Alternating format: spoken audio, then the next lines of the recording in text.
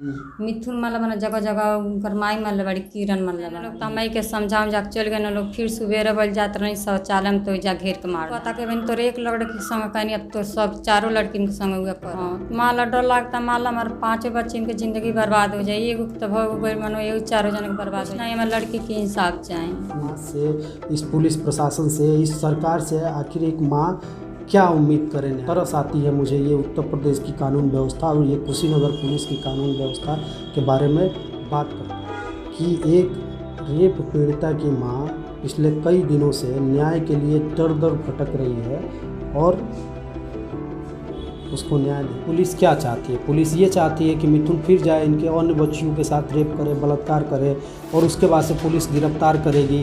तो ये जानबूझ के सरकार की छवि खराब करने की भी तो साजिश होती है।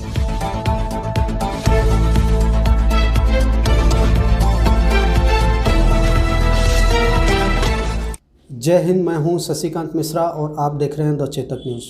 हमारे साथ हैं रंभा देवी जी। रंभा देवी जी कुशीनगर जनपद के नेबुआ नौरंगिया थाना अंतर्गत ग्राम रामपुर खुर्द की निवासी हैं। 1 अप्रैल 2020 को इनकी 6 वर्षीय बच्ची के साथ दुराचार होता है और यह इसकी लिखित शिकायत नेबुआ नौरंगिया थाना में करती हैं। अगर जो एफआईआर की हम बात करें तो थाने में 1 अप्रैल को ही 64/2020 धारा 376 और पास्को एक्ट में मुकदमा पंजीकृत किया जाता है और इनकी बच्ची के साथ दुराचार करने वाला और कोई नहीं, इनका पड़ोसी मिथुन गोण ही था। खैर, पुलिस उसमें गिरफ्तारी करती है और मिथुन को जेल भी हो जाता है। लेकिन 2021 में विगत कुछ महीने पहले मिथुन बेल पर बाहर आता है और बेल पर बाहर आने के बाद वो रंभा देवी जी की परिवार के साथ तरह तरह की धमकी देने के साथ ही मारपीट करता है।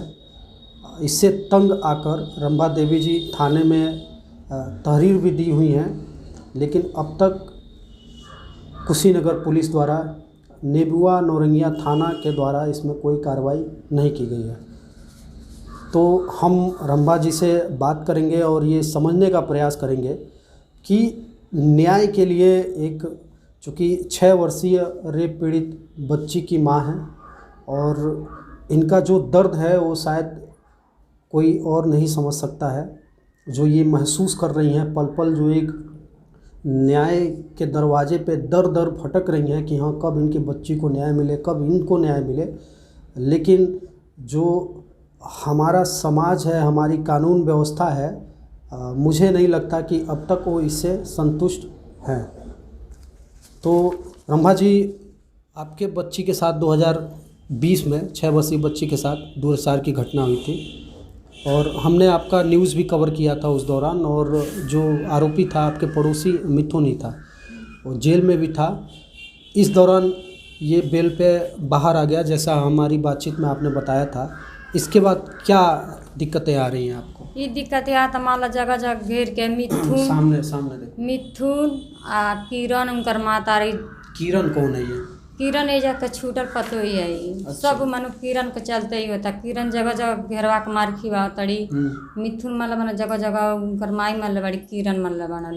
हाँ, 3 जने मिल के हमका मतलब बनल। अच्छा, आ एगो एक बच्ची बड़ी गवाही भी दे सके कि हमका पकड़ के मतलब बनल स्कूल है। चूँकि ये बताइए, वो तो जमानत पे बाहर है, फिर आपके साथ क्यों इस तरीके से मारपीट कर रहा है? मतलब आपको ये भी कहीं दबाव तो नहीं डाला जा रहा है कि हाँ आप मुकदमा वापस ले लें? हाँ, कहता लोग कहतड़ी किरण की हम छोड़ा ले निकाह कर ले लूँ, सुलह कर नहीं सुलह करबू तो वही तरह जैसे जमानत करनी वैसे हम सुलह करा ले, नहीं सोच तो टेढ़ जरूर करा ले सुलह।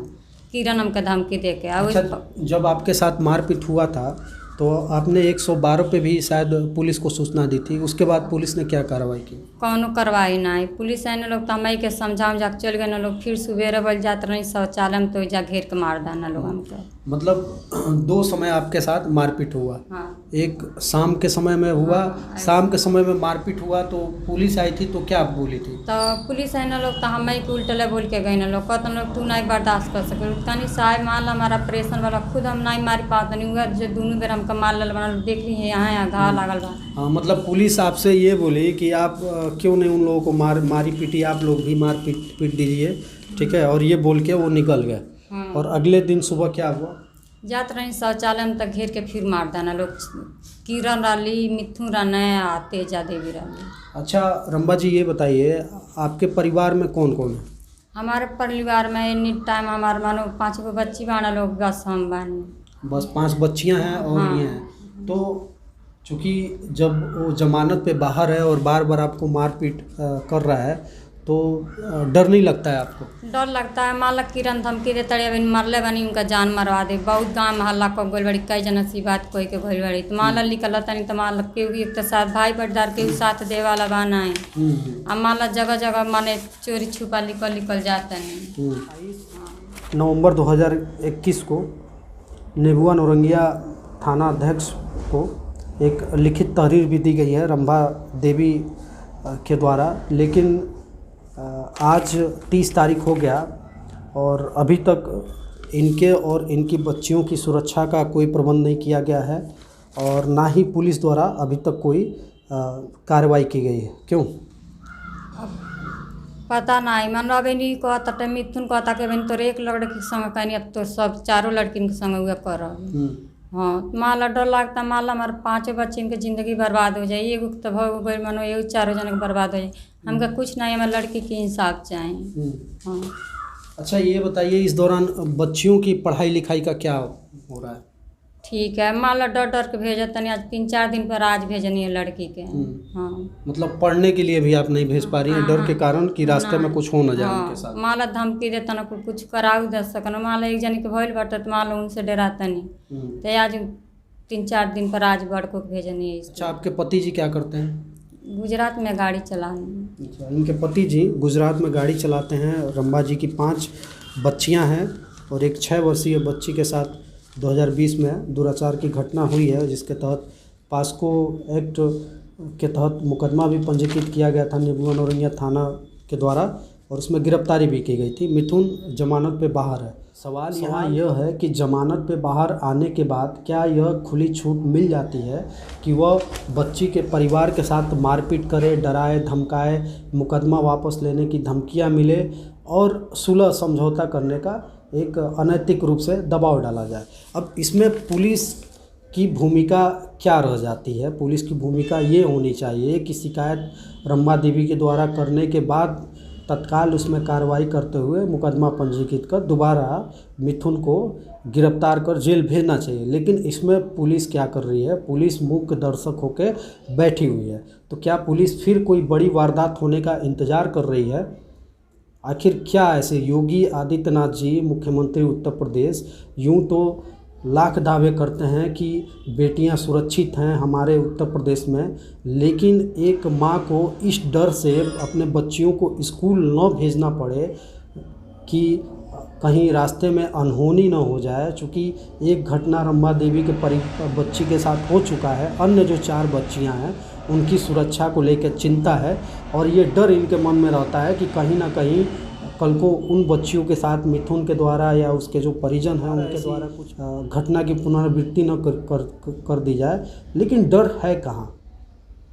इतने सालों 1 साल तक जेल में रहने के बाद भी जब एक दुराचार का आरोपी जब जेल से बाहर आता है तो डर है क्या? इस तरीके की परिवार के साथ मारपीट करता है, बच्चियों को धमकी देता है, दोबारा बलात्कार करने की धमकियां देता है, तो ऐसे हालात में एक परिवार क्या करे? क्या उसके पास विकल्प बचता है? क्या समाज से, इस पुलिस प्रशासन से, इस सरकार से आखिर एक माँ क्या उम्मीद करे? तरस आती है मुझे ये उत्तर प्रदेश की कानून व्यवस्था और ये कुशीनगर पुलिस की कानून व्यवस्था के बारे में बात करते हुए कि एक रेप पीड़िता की माँ पिछले कई दिनों से न्याय के लिए दर दर भटक रही है और उसको न्याय नहीं मिल पा रहा है। आप उत्तर प्रदेश के मुख्यमंत्री योगी आदित्यनाथ जी से कुछ कहना चाहेंगे? हाँ, हमारे लड़की के खाली इंसाफ चाहिए और कुछ नहीं। हमारे लड़की के इंसाफ मिल जाए तो हमारे चारों लड़की के मतलब 5 लड़की के भविष्य बन जाए। हाँ, इतने बस, और कुछ हमको नहीं चाहिए। हमारे लड़की खाली इंसाफ चाहिए।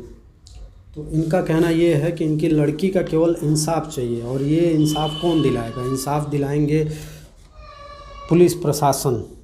और ये पुलिस प्रशासन कर क्या रहा है आप खुद देख सकते हैं। 28 नवंबर 2021 को लिखित में शिकायत देने के बाद भी अभी तक पुलिस के द्वारा रंभा देवी से ना ही संपर्क किया गया और ना ही उनके जो भी आरोपी हैं मिथुन, उनके खिलाफ़ कोई कार्रवाई की गई। तो पुलिस क्या चाहती है? पुलिस ये चाहती है कि मिथुन फिर जाए, इनके अन्य बच्चियों के साथ रेप करे, बलात्कार करे, और उसके बाद से पुलिस गिरफ्तार करेगी।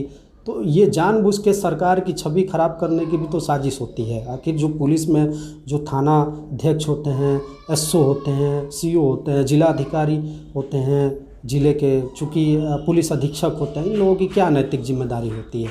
नैतिक जिम्मेदारी ये होती है कि ऐसे जो संवेदनशील मामले हैं, जो एक तरीके से जो 6 साल की बच्ची, आप सोच सकते हैं, और ये एक रंभा देवी जी की बेटी की बात नहीं है, 2 साल 3 साल 4 साल की बच्चियों के साथ दुराचार होता है, और हम क्या करते हैं, कैंडल मार्च निकालते हैं, और ये विकलांग जो कानून व्यवस्था है, इस पे हम जो फूल माला चढ़ा के फिर भूल जाते हैं, और फिर हम इंतज़ार करते हैं कि फिर किसी बेटी के साथ इस तरीके की घटना हो, और फिर हम सड़कों पे उतरें और फूल माला चढ़ा के फिर दोबारा किसी का इंतज़ार करें। तो कम से कम पुलिस अधीक्षक कुशीनगर सचिंद्र पटेल जी, आपसे विनम्र निवेदन है कि थोड़ी भी नैतिकता बची हो तो ऐसे जो थानाध्यक्ष हैं और जो एसओ हैं, जो इस प्रकार की असंवेदनशीलता कर रहे हैं, उनके खिलाफ़ कठोर एक्शन लिया जाए, और जो रंभा देवी हैं इनके साथ न्याय किया जाए, और तत्काल जो भी आरोपी हैं जो इनके साथ मारपीट किए हैं, इनके बेटियों को डराया धमकाया जा रहा है, स्कूल तक नहीं भेज पा रही हैं, तो बेटियां उन सुरक्षित वातावरण में स्कूल जाएं, पढ़ें लिखें, अपने आगे का भविष्य देखें। तो ऐसा कम से कम व्यवस्थाएं हो।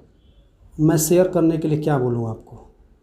ठीक है, आप अगर जो वीडियो देख ही रहे हैं, थोड़ी नैतिकता बची ही है आपके अंदर, इंसानियत होगी, और आपके घर में भी बेटी होगी, लगता होगा कि नहीं उन्हें भी सुरक्षित रहने का अधिकार है, तो इस वीडियो को शेयर करिए और रंभा देवी को न्याय दिलाने में मदद करिए।